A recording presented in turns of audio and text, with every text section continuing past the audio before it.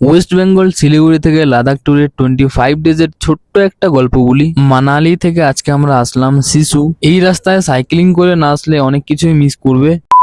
মানালিতে 11টার সময় আমরা হোটেল চেক আউট করার পরে আমরা আমাদের রাইড শুরু করি।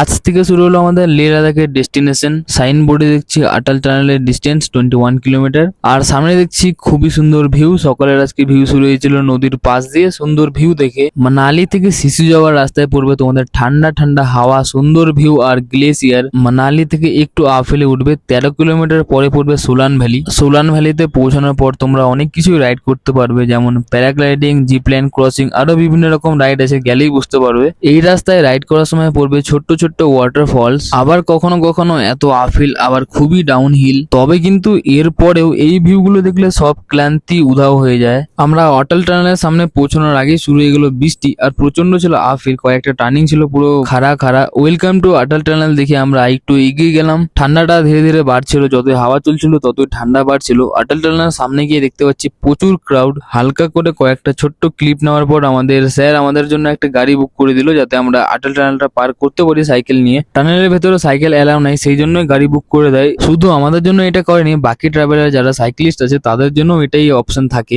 অটল টানেলের পরে আমরা দেখতে পেলাম সিসু নামে একটা গ্রাম, যেখানে স্টে নেওয়ার জন্য খুবই ভালো জায়গা। ওয়েস্ট বেঙ্গল শিলিগুড়ি থেকে লাদাখ জার্নি এখনো চলছে। আজ নিয়ে হয়ে গেল আমাদের 25 ডেজ। কাল নতুন আপডেট নিয়ে আসছি। Tata, thank you.